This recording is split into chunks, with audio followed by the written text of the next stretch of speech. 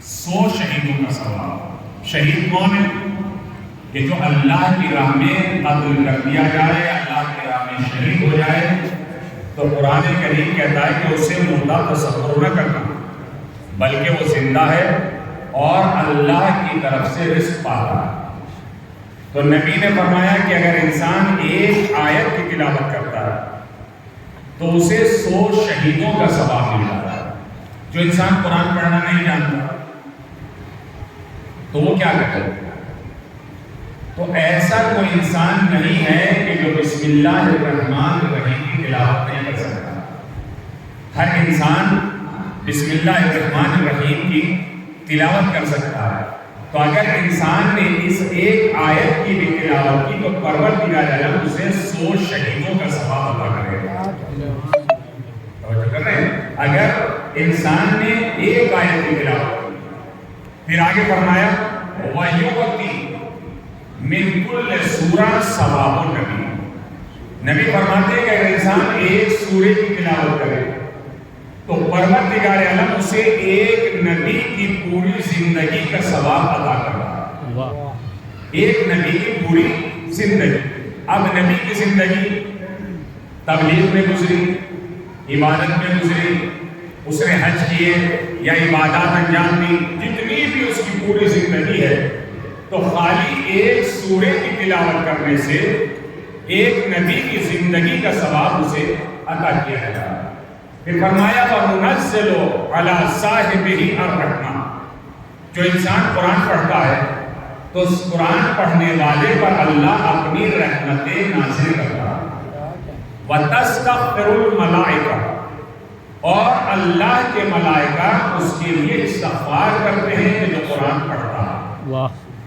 وَاشْتَاقَتْ إِلَى الْجَنَّةِ، قرآن پڑھنے والے کے لیے جنت اس کی مشتاق رہتی ہے کہ یہ پڑھنے والا قرآن کا کب میرے پاس آئے گا۔ وَرِضَا مولا، اور قرآن پڑھنے والے سے مولا راضی ہو جاتا ہے، یعنی اللہ اس کا راضی ہو جاتا ہے۔ تو جس سے اللہ اور اس کا مولا راضی رہے، اگر ساری دنیا بھی اس سے ناراض ہو جائے تو اس کا کوئی کچھ نہیں بگاڑ سکتا۔ ایک صلوات بھیجیں محمد والے اللہم صلی علی محمد وآل محمد۔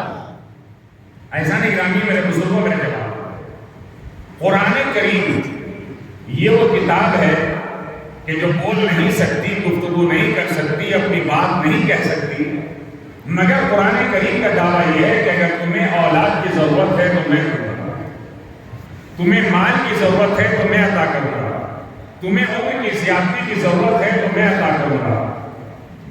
تو یہ قرآن کون سا قرآن کہ جو بول نہیں سکتا، گفتگو نہیں کر سکتا، اپنی بات نہیں کہہ سکتا، مگر اس کا دعویٰ ہے کہ تمہیں جس چیز کی بھی ضرورت ہے میں تمہیں عطا کروں گا۔ یعنی عجیب فلسفہ ہے قرآن کریم کا۔ تمہیں اولاد چاہیے تو میں دوں گا، تمہیں مال چاہیے تو میں دوں گا، تمہیں عمر کی زیادتی چاہیے تو میں دوں گا، تمہیں رزق چاہیے تو میں عطا کروں گا۔ تو جب قرآن صامت میں اللہ نے اتنے فضائل رکھے ہیں کہ قرآن صامت پڑھنے کے بعد وہ تمہیں اولاد بھی دے سکتا ہے، تمہیں رزق بھی دے سکتا ہے، تمہیں مال بھی عطا کر سکتا ہے، تو اب اگر قرآن ناطق کسی کو اولاد عطا کر دیں، 7 بیٹے عطا کر دیں، ایک صلوات بھیجیں محمد وآل محمد۔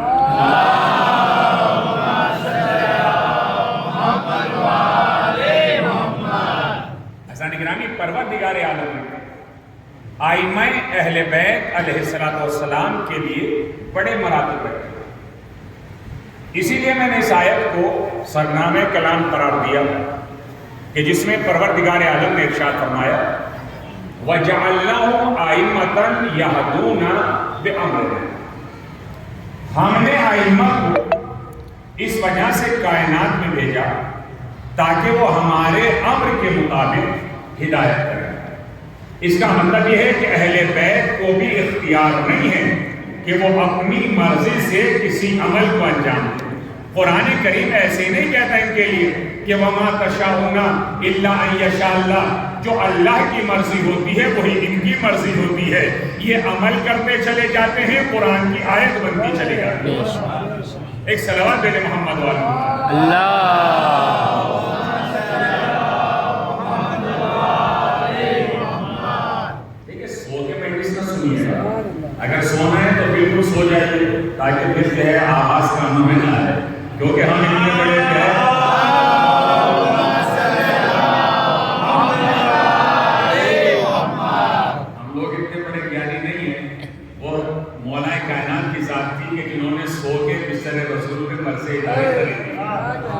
اتنے بڑے دانشمند اور عقل مند نہیں ہیں کہ ہم سو کے سب کچھ سمجھ لیں.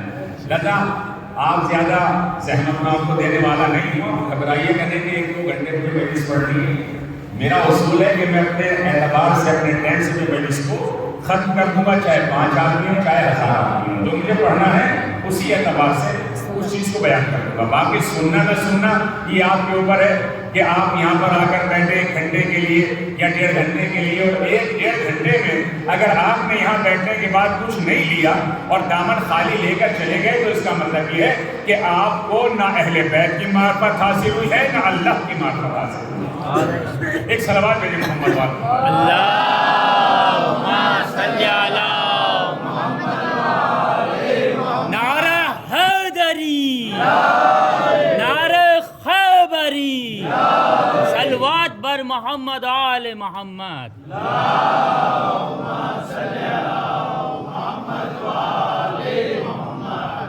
اس لیے کہ ہم لوگ جو ہے ان خطیبوں میں سے نہیں ہے کہ ممبر پہ بیٹھ کے چوکا لگاتے ہیں, چھوکا لگاتے ہیں, یا کہتے ہیں کہ حلالی جو ہوگا وہ ہاتھ اٹھائے گا, جو نہیں ہوگا تو نہیں اٹھائے گا. یہ سب کچھ نہیں, یہ بیکار کی بات ہے. بے شک یہ وقت کو برباد کرنے کی بات ہے.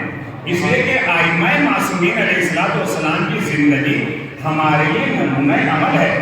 ممبر پر بیٹھنے کے بعد یا آیات قرآنی کو بیان کیا جائے یا حدیث ائمہ کو بیان کیا جائے یا ان کی زندگی کے واقعات کو بیان کیا جائے. ہمیں ایک دوسرے کی باتیں لانے کی ضرورت کیا ہے جب ہمارے ائمہ کے فضائل اتنے ہیں. تو واہ واہ واہ, سبحان اللہ سبحان اللہ. بے شک بے شک. ایک صلوات بھیجیں محمد والے. اللہم صلی علی محمد وآل محمد.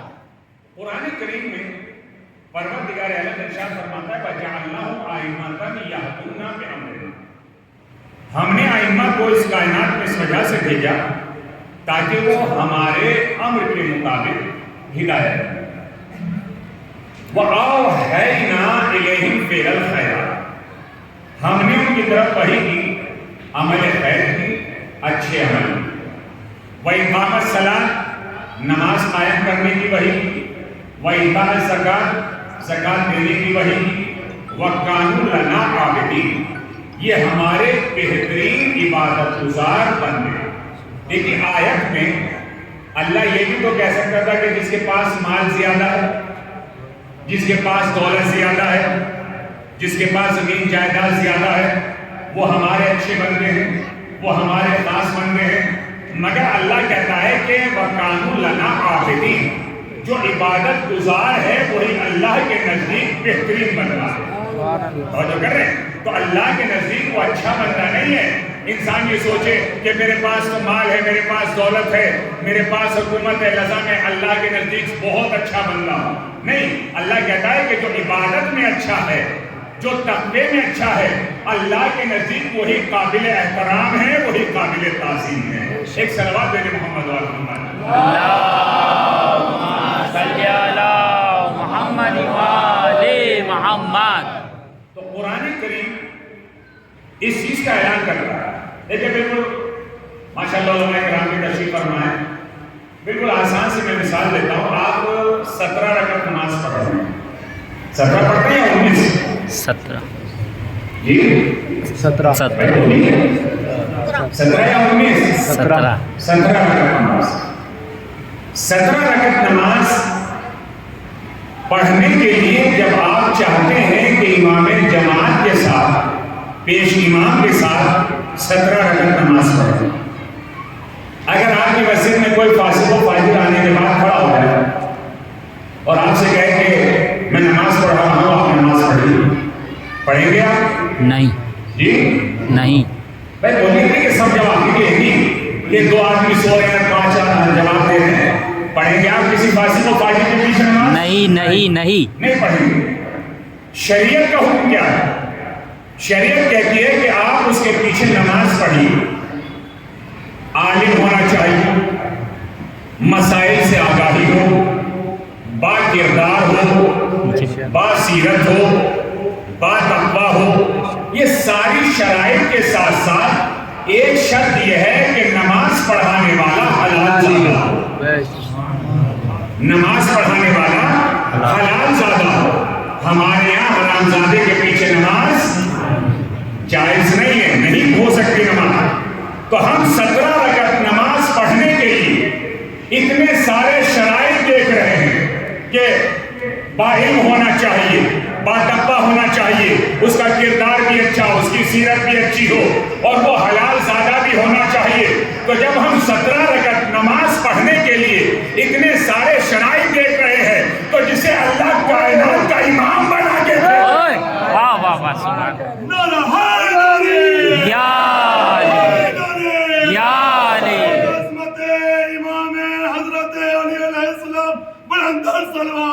اللہم صلی علی محمد وآل محمد. تو جسے اللہ کائنات کا امام بنا کے دیکھ رہا ہے اس کے کتنے شرائط ہوں گے. اسی وجہ سے چوتھے امام زین العابدین اللہم صلی علی محمد وآل محمد. حضرت نے ارشاد فرمایا کہ جو امام ہوگا اعلم الناس، امام وہ ہوتا ہے کہ جس کا علم سب سے زیادہ، جس سے جو سوال کیا جائے وہ فوراً اس کا جواب دے. وہ یہ نہ کہے کہ میں سوچ کے بتاؤں گا، میں اپنی بیٹی سے پوچھ کے بتاؤں گا، لیکن تعریف اللہ کہہ رہا ہوں. وہ یہ نہ کہے کہ لوگوں اگر میں ممبر پر آ جاؤں اور میں ٹیڑھا ہو جاؤں تو مجھے سیدھا کر دینا.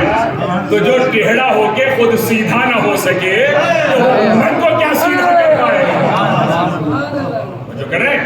تو امام نے فرمایا عالم الناس، امام وہ ہوتا ہے کہ جس کا علم سب سے زیادہ ہو. جب ایک شخص جاتا ہے چھٹے امام جعفر صادق علیہ السلام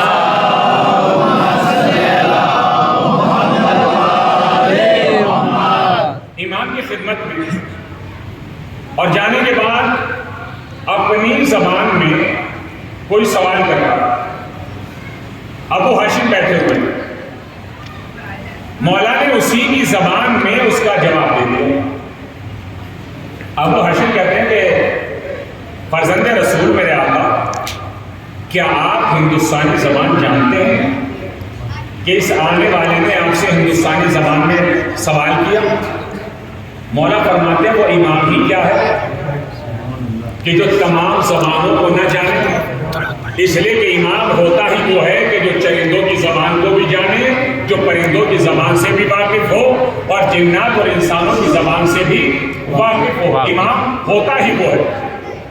اس کے بعد ابو ہاشم کہتے ہیں مولا آپ نے تو اسی کی زبان میں اس کا جواب دیا. امام نے فرمایا ابو ہاشم یہ جو کنکری پڑی ہوئی ہے اسے اٹھاؤ. ابو ہاشم نے اٹھا کر دی. امام نے اپنے دہن میں اسے ایک لمحے کے لیے رکھا. جب وہ لعاب میں ڈوب گئی، امام نے اپنے دہن سے اس کنکری کو نکالا، اس پتھری کو نکالا، اور نکالنے کے بعد ابو ہاشم سے کہا ابو ہاشم اسے تم اپنے دہن میں رکھ لو. ابو ہاشم نے جیسے ہی دہن میں رکھا تو ابو ہاشم کہتے ہیں کہ میں فوراً 70 زبانوں کا مالک ہو گیا. واہ واہ واہ سبحان. میں فوراً 70 زبانوں کا مالک ہو گیا. تو عزیزان گرامی، امام کے دہن کی نکلی ہوئی ایک کنکری ایک لمحے کے لیے کہ جو دہن میں رکھی گئی، جب ابو ہاشم اپنے دہن میں رکھتے ہیں تو وہ 70 زبانوں کے مالک بن جاتے ہیں. تو جس حسن و حسین نے نبی کی زبان کو چوسا ہو، جو کریں جس حسن و حسین نے نبی کی زبان کو چوسا ہو تو وہ اس کے پاس کتنا علم ہوگا، ان کے پاس کتنا علم ہوگا. تو انہیں یہ کہنے کی ضرورت نہیں ہے کہ میں نہیں جانتا ہوں. ادھر سوال کیا جاتا ہے، ادھر جواب دے دیا جاتا ہے. ایک صلوات دے محمد و آل محمد. اللہم صلی علی محمد وآل محمد. جب خلیفہ دوم نے مولا امیر المومنین علی ابن ابی طالب علیہ السلام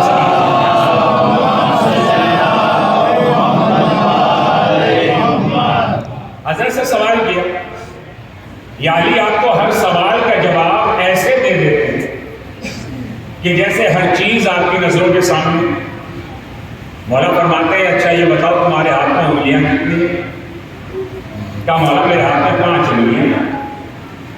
مولا فرماتے ہیں تم نے سوچا نہیں، تم نے غور و فکر نہیں کیا، تم نے تأمل نہیں کیا۔ خلیفہ دوم نے کہا کہ یا علی اس میں سوچنے کی بات کیا ہے؟ ہاتھ ہمیشہ نظروں کے سامنے رہتا ہے، یہ انگلیاں ہمیشہ نظروں کے سامنے رہتی ہے، لہذا سوچنے کی ضرورت نہیں ہے۔ تو مولا فرماتے ہیں کہ جس طریقے سے تمہارا ہاتھ تمہاری نظروں کے سامنے ہمیشہ رہتا ہے، اسی طریقے سے کائنات کا ذرہ ذرہ میری نظروں کے سامنے رہتا ہے، مجھے سوچنے کی ضرورت نہیں ہے۔ ایک صلوات دے محمد و آل محمد۔ محمد وآل محمد۔ فیضان اکرامی، قرآن کریم میں ائمہ معصومین علیہ السلام کے لیے ارشاد فرمایا کہ ہم نے ائمہ کو اس وجہ سے کائنات میں بھیجا تاکہ وہ ہمارے امر کے مطابق ہدایت کریں۔ دیکھیے، ہدایت وہی کر سکتا ہے کہ جو خود ہدایت یافتہ ہو۔ اگر کوئی ہدایت یافتہ نہیں ہے، وہ لاکھ آپ کو ہدایت کرے، آپ ہدایت پانے والے نہیں۔ کیوں؟ اس لیے کہ ضروری یہ ہے کہ انسان پہلے خود عامل ہو، انسان پہلے خود عمل کرے۔ بھائی میں آپ کو نماز پڑھنے کے لیے کہوں، اگر میں خود نماز نہیں پڑھتا ہوں تو کیا میرے کہنے کا اثر ہوگا؟ نہیں جی نہیں ہوگا، کہنے کا کوئی اثر نہیں ہوگا۔ میرے کہنے کا اثر جب ہوگا کہ جب میں خود اس کے اوپر عمل کرتا رہا، میں خود نماز پڑھوں اور آپ کو نماز کی تلقین کروں، نماز کی آپ کو تبلیغ کروں۔ فیضان گرامی، پروردگار عالم نے جن ائمہ کو اس کائنات میں بھیجا ہے، تو امام نے فرمایا کہ امام وہ ہوتا ہے کہ عالم الناس، جس کا علم کائنات میں سب سے زیادہ، جب بھی اس سے کوئی سوال کیا جائے تو وہ منع نہ کرے بلکہ فوراً اس کا جواب دے۔ پھر امام فرماتے ہیں کہ امام کی دوسری شرط ہے اسخی الناس، امام سخی ہوتا ہے، کنجوس نہیں ہوتا۔ اس لیے کہ سخی ایسا ہوتا ہے کہ خود ضرورت ہوتے ہوئے بھی اللہ کی راہ میں دے دیتا ہے، اور اسی وجہ سے سورہ حل عطا آنے کے بعد ان کی مداحی کرنے لگتا ہے۔ نعرہ حیدر، یا محمد بلند الصلوات، علی محمد۔ آپ سب تک آواز پہنچ رہی ہے میری؟ ہے یہ خالی باہری والے سن رہے ہیں؟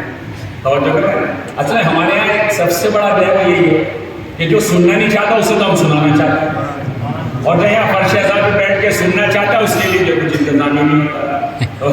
ایک صلوات بھیجیں محمد والے۔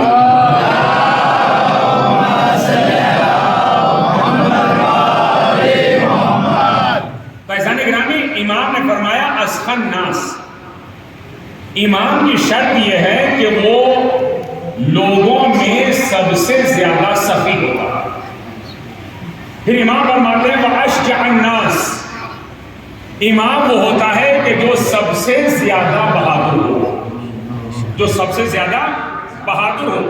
بھگوڑا امام نہیں ہو سکتا ہے، فرار کرنے والا امام نہیں ہو سکتا ہے، بلکہ امام وہ ہوتا ہے کہ جو میدان میں جائے تو ثابت قدم رہ کر اس طریقے سے حملہ آور ہو جائے کہ فرشتے بھی اس کے اوپر ناز کرنے لگے اور فخر سے کہے پروردگار تیرا ولی میدان جنگ میں لڑ رہا ہے۔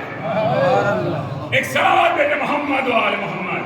اللہم صلی علی محمد وآل محمد۔ لیکن احسان گرامی، پروردگار عالم نے اس کائنات میں جو ائمہ کو بھیجا تو کچھ ائمہ وہ ہیں کہ جو ہدایت کرتے ہیں، کچھ ائمہ وہ ہیں کہ جو ان کو غلط راستے کی طرف لے جاتا ہے،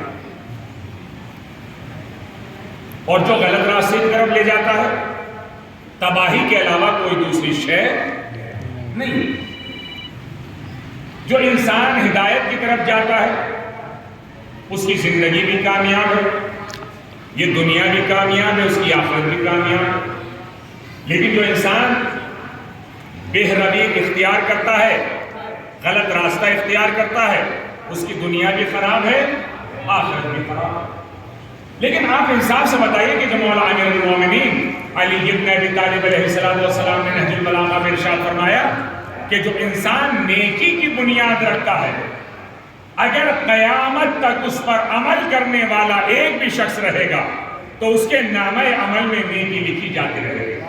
لیکن اگر کسی نے برائی کی بنیاد رکھی ہے اور قیامت تک اس پر کوئی عمل کرے گا تو اس کے نامہ عمل میں گناہ لکھا جاتا رہے گا۔ اور یہی وجہ ہے کہ قیامت میں انسان کہے گا پروردگار یہ تو میرا گناہ نہیں ہے، یہ میں نے گناہ انجام نہیں دیے۔ آواز قدرت آئے گی کہ تو نے برائی کی بنیاد رکھی تھی، تو جو برائی کی بنیاد رکھتا ہے خود بھی برائی میں پڑتا چلا جاتا ہے۔ ایک صلوات بھیجے محمد و آل محمد۔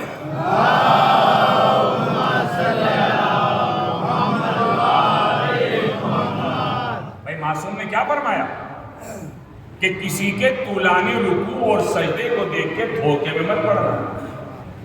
یہ مت سوچنا کہ فلاں انسان تو بڑا سجدے کر رہا ہے، بڑے رکوع انجام دے رہا ہے، اس کے ہاتھ سے تسبیح نہیں چھوٹتی ہے۔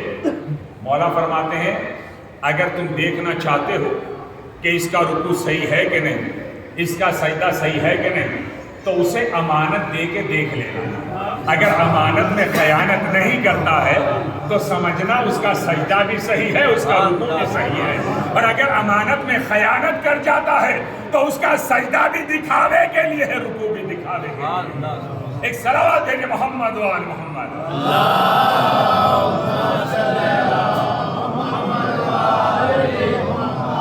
اور اس سے بہتر صلوات پڑھیں محمد و آل محمد۔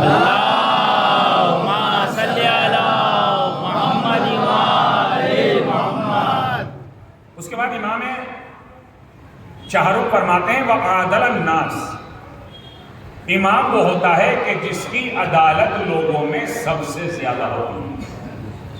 یہی وجہ تھی کہ جب مولا کائنات کو ظاہری خلافت ملی ہے اور آپ نے سنت رسول پر عمل کیا ہے تو جو چاہنے والے تو انہوں نے یہی کہا کہ یا علی آپ نے عدالت کو قائم کر دیا ہے۔ اور جب مولا کائنات نے نماز پڑھائی تھی تو لوگوں نے کہا تھا یا علی آج تو ہمیں رسول کی نماز یاد آ گئی۔ تو اس کا مطلب یہ ہے کہ علی سے پہلے جتنے بھی نماز پڑھانے والے تھے ان کی نمازیں ایسی نہیں تھی کہ جس سے رسول کی نماز یاد آئے، یہ علی کی ذات تھی کہ جنہوں نے نماز پڑھائی تو رسول کی نماز یاد آ گئی۔ ایک صلوات بھیجیں محمد و آل محمد۔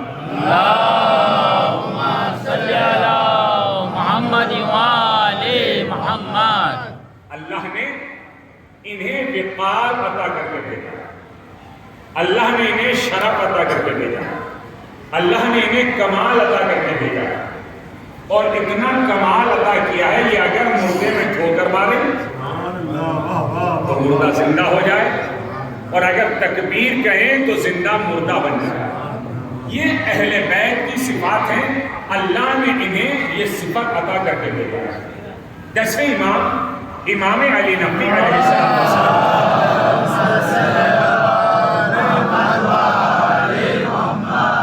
آپ تشریف فرمائیں، واز کر رہے ہیں، جمع غفیر ہے، بہت مجمع، جس وقت کہ آپ واز کر رہے ہیں، نصیحت کر رہے ہیں، مجمع میں سے ایک شخص کھڑا ہوتا ہے، کھڑا ہونے کے بعد کہتا ہے کہ مولا آپ کے جد کو جو معراج ہوئی تھی وہ جسمانی معراج تھی یا روحانی معراج تھی؟ اب دیکھیں یہ ایسے مسائل کون حل کر سکتا ہے؟ وہی کر سکتا ہے کہ جس کے پاس علم الہی ہو، جس کے پاس خدا کا علم ہو۔ امام نے کوئی جواب نہیں دیا۔ روایت کہتی ہے فَتَارَا إِلَى السَّمَاءِ، امام جہاں کھڑے تھے وہیں سے آسمان کی طرف پرواز کرنے لگے، آسمان کی طرف اڑنے لگے۔ لوگ اپنی نظروں سے دیکھ رہے تھے کہ امام آسمان کی طرف اڑ رہے ہیں۔ امام نہ براق کے سہارے گئے، امام نہ جبریل کے سہارے گئے، امام نہ میکائیل کے سہارے گئے، بلکہ امام بتانا چاہ رہے تھے کہ دیکھو ہمارے جد نہ براق کے محتاج تھے، نہ جبریل کے محتاج تھے، نہ میکائیل کے محتاج تھے۔ اگر نبی چاہتے تو بغیر براق کے آسمان پر پہنچ جاتے۔ آسمان پر پہنچ جاتے. امام فطار الی السما، امام آسمان کی طرف پرواز کر گئے. جب آسمان کی طرف پرواز کر گئے تو ایک لمحے کے بعد امام پھر واپس آئے. جب امام واپس آئے تو لوگوں نے دیکھا کہ امام کے ہاتھ میں ایک پرندہ ہے. لوگ غور سے دیکھنے لگے. لوگوں نے پوچھا مولا آپ گئے کہاں تھے؟ مولا فرماتے ہیں کہ ذهبت الى الجنہ فاخذتها. امام فرماتے ہیں کہ میں ابھی اسی وقت جنت میں گیا تھا اور اس پرندے کو میں نے جنت سے پکڑا. یعنی عجیب بات ہے، ایک لمحے میں امام جنت میں چلے بھی گئے، ایک لمحے میں آ بھی گئے، وہاں سے پرندہ بھی پکڑ لیا. لوگ اعتراض کرتے ہیں کہ یہ شیعہ جو ہے اپنے امام کو آگے بڑھا دیتے ہیں.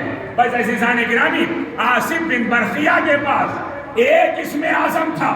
ایک لمحے میں تخت بلقیس کو جناب سلیمان کے پاس لے آیا.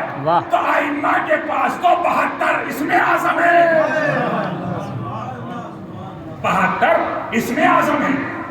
تو انہیں کسی کی احتیاج نہیں ہے، یہ دنیا کے محتاج نہیں ہے. امام فرماتے ہیں کہ میں ابھی جنت گیا تھا فاخذتها، اور جنت سے میں نے اس پرندے کو پکڑا. اس کے بعد یہ پرندہ کچھ بول رہا. لوگوں نے کہا کہ فرزند رسول یہ پرندہ کیا کہہ رہا ہے؟ امام فرماتے ہیں غور سے سنو، دل کی کدورت کو ختم کر کے اپنے کانوں کی کھڑکیاں کھول کے ذرا غور سے سنو کہ یہ پرندہ کہہ کیا رہا ہے. پرندہ تھا جنت کا. اب جو لوگوں نے غور سے سنا تو وہ پرندہ کہہ رہا تھا لا الہ الا اللہ محمد رسول اللہ علی ولی اللہ. بس عزیزان گرامی، ایک بات سمجھ میں آ گئی کہ جو جنت کا پرندہ ہے اس کا کلمہ بھی بغیر علی ولی اللہ کے مکمل نہیں ہوتا ہے. ایک صلوات دے محمد و آل محمد.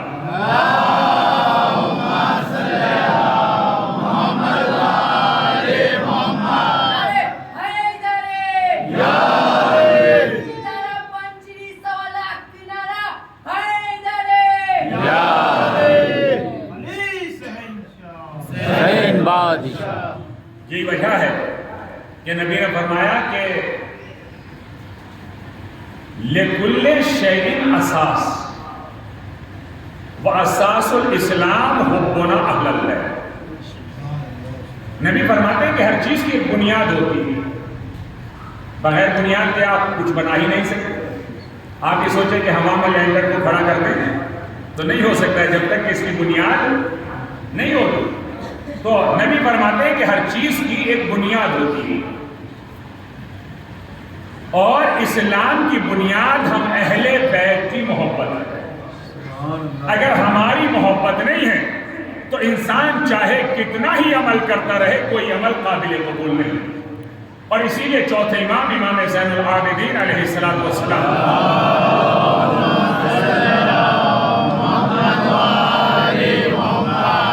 حضرت نے ارشاد فرمایا کہ اگر ایک انسان خانہ کعبہ میں جائے اور جانے کے بعد خانہ کعبہ کا طواف کرے، طواف کرنے کے بعد مقام ابراہیم پر 2 رکعت نماز پڑھے اور اتنی طولانی نماز پڑھے کہ سجدے کی حالت میں اس کی کمر خشک ہو جائے اور اسی حالت میں اسے موت آ جائے، تو امام فرماتے ہیں اگر اس کے دل میں ہماری محبت نہیں ہے تو نہ وہ نماز اسے فائدہ پہنچائے گی، نہ اسے وہ طواف فائدہ پہنچائے گا.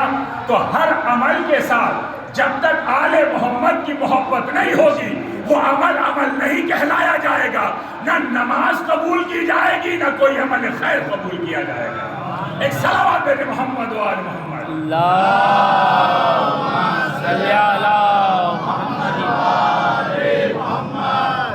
حضرات گرامی، حقیقت کہ بغیر آل محمد کی محبت کے اور آئمہ کی محبت کے بغیر زندگی نہیں. حقیقی زندگی انہی کے در پہ میسر ہوتی ہے، حقیقی زندگی انہی کے در پہ ملتی ہے. اگر انسان یہ چاہتا ہے کہ اس کے دل میں آل محمد کی محبت ہو تو اسے چاہیے جیسا کہ معصوم نے فرمایا کہ کونوا لنا زینا ولا تکونوا علینا شینا، یہ ہمارے چاہنے والوں ہمارے لیے زینت کا باعث بننا، ہمارے لیے شرمندگی کا باعث مت بننا۔ ہمیں کہنے کی ضرورت نہ پڑے کہ ہم حسین والے ہیں، ہم علی والے ہیں، بلکہ ہمارا کردار گواہی دے کہ ہم حسین والے بھی ہیں، علی والے بھی۔ ایک صلوات بھیجے محمد وآل محمد۔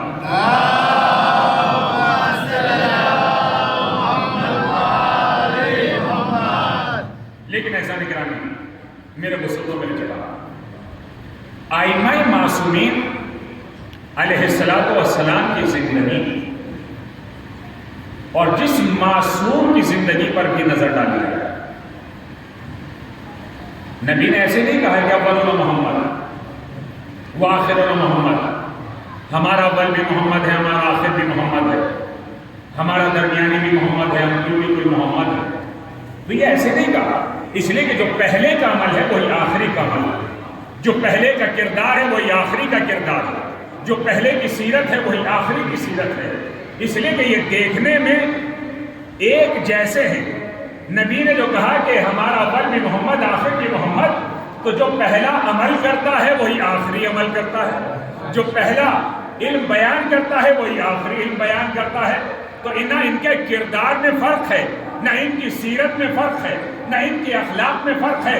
ان کے دروازے پہ دشمن بھی آ جاتا ہے تو خالی ہاتھ واپس نہیں جاتا، واہ، اور ائمہ کے دروازے پر دشمن بھی اگر آیا ہے تو کبھی خالی ہاتھ واپس نہیں گیا۔ یہ تو یزید کا مسئلہ تھا کہ وہ بیعت مانگنے آیا تھا، اگر وہ سر حسین مانگنے آتا تو امام حسین اپنا سر دے دیتے، اس لیے کہ یہ سخاوت زندہ باد، زندہ باد، زندہ باد، مردہ باد، مردہ باد۔ امام حسین علیہ السلام بلند سلوات۔ اللہم صلی علی محمد وآل محمد۔ حضرت اکرام، دنیا کا اصول ہے کہ اگر کوئی کسی کے ساتھ احسان کرتا ہے، اگر باشعور انسان ہے اور اس کے اندر حیا اور شرم ہے، تو وہ ساری زندگی اس کے احسان کو فراموش نہیں کرے گا۔ لیکن اگر اس کا ضمیر مردہ ہے تو آپ اس کے ساتھ چاہے کتنا احسان کرتے رہے، اس پہ کوئی فرق پڑنے والا نہیں، وہ تو سوچے گا کہ ہاں ٹھیک ہے، جس نے کیا ہے کیا۔ لیکن اگر ضمیر زندہ ہے انسان کا تو وہ ایک ذرہ برابر بھی احسان کرنے والے کے احسان کو تاحیات یاد رکھے گا۔ تو دنیا کو تو چاہیے تھا کہ ائمہ کے احسان کو یاد رکھے، ائمہ کے احسان کو فراموش نہ کرے، لیکن عزیزان گرامی کیا کیا ہے ایسا؟ ظلم اور ظلم کی انتہا، ایسا ظلم کیا ہے۔ حدیث و روایت کہتی ہے کہ جہاں کہیں بھی مجلس حسین ہوتی، کوئی آئے یا نہ مگر جنت البقیع سے شکست پہلو چلی آئی، کوئی آئے یا نہ آئے مگر شام سے مکھیار زینب چلی آتی ہے۔ جب ذاکر مسائل بیان کرتا ہے گریہ کرنے والے گریہ کرتے ہیں۔ زینب اماں سے کہتی اماں یہ سب کیوں رو رہے ہیں؟ زہرا فرماتی ہے میری بیٹی یہ سب تیرے حسین کو رو رہے ہیں۔ زینب فرماتی ہے اماں جب یہ سب روتے ہیں تو کیا کوئی نے تماچے نہیں لگاتا؟ کیا انہیں کوئی تازیانے نہیں مارتا؟ اے اماں جب میں رونا چاہتی تھی میرے تازیانے لگائے گئے، میرے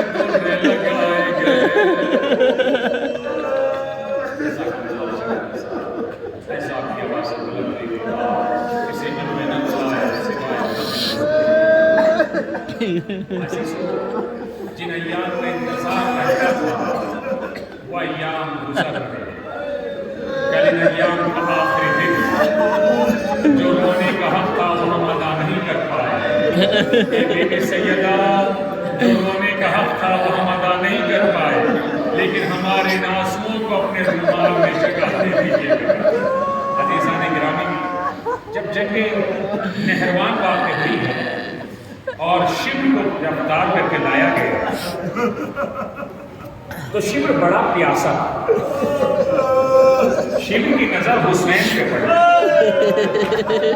شبر نے حسین کا آواز دی, مولا حسین میں بڑا پیاسا ہوں, مجھے تھوڑا سا پانی پلا دیجیے. امام حسین ٹھنڈا پانی لے کر آئے, شبر کو دیا.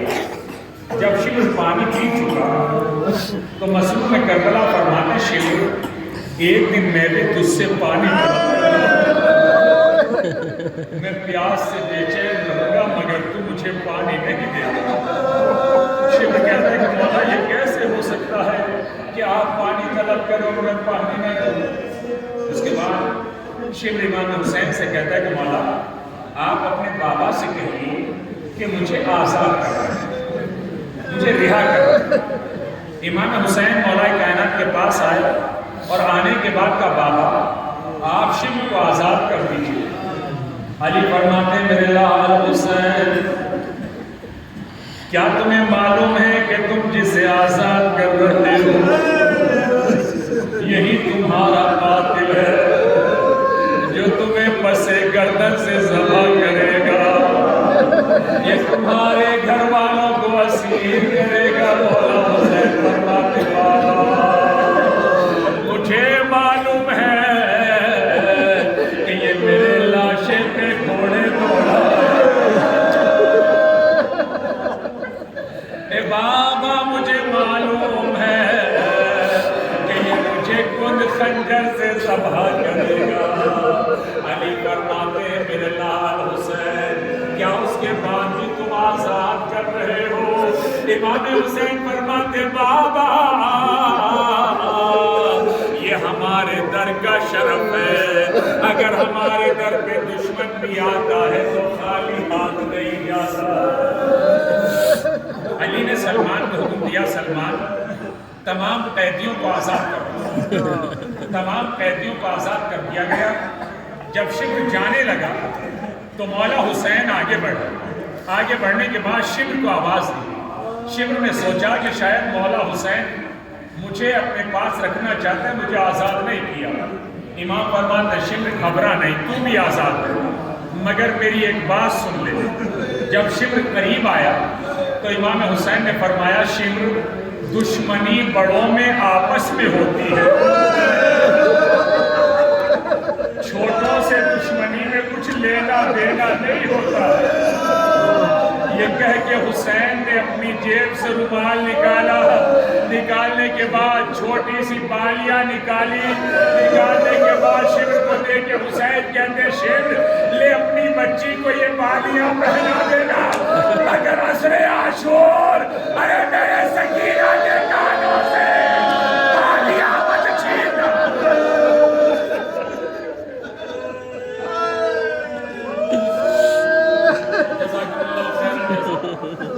خدا کوئی غم نہ دے سوائے قبر مسجد میں کربلا کے. لیکن عزیزان گرامی عصر عاشور کیا ہوا؟ جناب سکینہ فریاد کرتی ہے بابا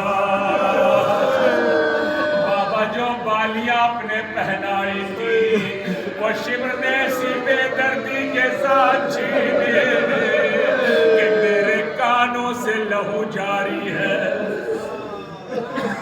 تو حضرات زیارت کے لیے گئے ہیں اور شام میں جناب سکینہ کی زیارت کی ہے. اللہ ان کی زیارت کو قبول فرمائے. وہ جو نہیں گئے ہیں اللہ ان کو بھی زیارت نصیب فرمائے. آج بھی زندان شام میں سکینہ کی قبر سے آواز آ رہی ہے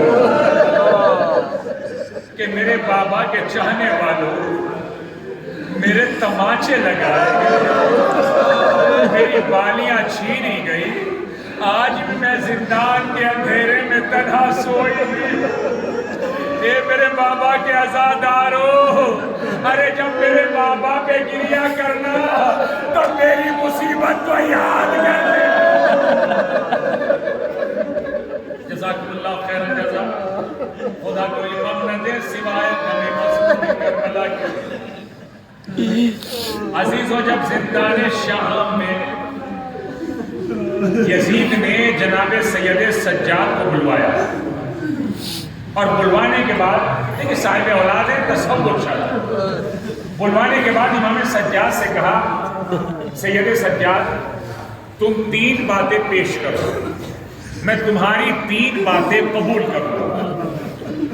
امام سجاد فرماتے یزید کیا تم میری 3 باتیں قبول کرے؟ یزید کہتا ہے ہاں۔ امام سجاد فرماتے یزید میری پہلی بات یہ ہے کہ مجھے ایک بار میرے بابا کا سر دکھا دے، مجھے ایک بار میرے بابا کا سر دکھا دے، اس لیے کہ بڑی مدت سے میں نے اپنے بابا کو نہیں دیکھا۔ یزید کہتا ہے سید سجاد یہ تمہاری بات پوری نہیں ہو سکتی، تمہیں تمہارے بابا کا سر نہیں دکھایا جا سکتا۔ جیسے سید سجاد نے یہ جملہ سنا اپنے بدے ہاتھوں کو اوپر کر کے امام سجاد کہتے بابا اے میرے مظلوم بابا، یزید میری اور آپ کی محبت کا امتحان لے رہا ہے، اے بابا میری نظروں کے سامنے آ جائیے۔ عزیزو روایت کہتی ہے کہ سر حسین ہوا میں لہراتا نظر آیا،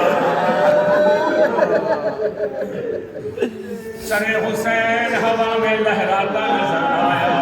ایک مرتبہ امام سجاد نے اپنے بندے ہاتھوں پہ سر کو لیا، اپنا منہ بابا کے منہ پہ رکھ کے امام سجاد فرماتے بابا اے میرے مظلوم بابا، آپ کی شہادت کے بعد میرے ہاتھوں میں ہتھکڑیاں ڈالی گئی، ارے چادریں چھین لی گئی، اے بابا سکینہ کے تماچے لگائے گئے۔ یہ کہہ کے سید سجاد دیر تک روتے رہے۔ اس کے بعد امام سجاد فرماتے یزید میری دوسری بات یہ ہے کہ ہمارا لوٹا ہوا سامان واپس کرنا۔ یزید کہتا ہے سید سجاد لوٹا ہوا سامان تو واپس نہیں ہو سکتا، مگر اس کے بدلے کچھ درہم و دینار لے لو۔ امام سجاد فرماتے ہیں یزید مجھے تیرے درہم و دینار کی ضرورت نہیں ہے، اس لیے کہ میری بہن سکینہ نے شہادت سے پہلے وصیت کی تھی، اے بھیا سید سجاد میری شہادت کے بعد اگر یزید کفن بھیجے تو کفن مت لیجیے گا، اس لیے کہ میرا بابا کربلا کے چٹیل میدان میں ارے 3 دن تک بے گور و کفن پڑا۔ اس کے بعد امام سجاد فرماتے ہیں یزید میری تیسری بات یہ ہے کہ اگر تو میرے قتل کا ارادہ رکھتا ہے تو مجھے ایک امین آدمی دے دے کہ جو میرے اہل بیت کو مدینہ پہنچا دے۔ یزید کہتا ہے سید سجاد گھبراؤ نہیں، تمہیں قتل نہیں کیا جائے گا، اس لیے کہ تم بیویوں کی ڈھارس ہو، جب بھی بیویوں پر مصیبت آئی ہے تو تمہیں ڈھارس بنایا ہے۔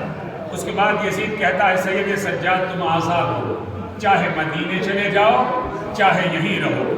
یزید نے حکم دیا ہتھکڑیاں کاٹ دی جائیں، بیڑیاں کاٹ دی جائیں، تو کاٹ دیا گیا۔ جب امام سید سجاد زندان کی طرف آئے تو پھوپھی اماں زندان کے دروازے پہ بھتیجے کا انتظار کر رہی ہے۔ اب جو زینب کی نظر پڑی کہ میرا لال سید سجاد آ رہا ہے تو زینب مرتے محبت سے آگے بڑھی.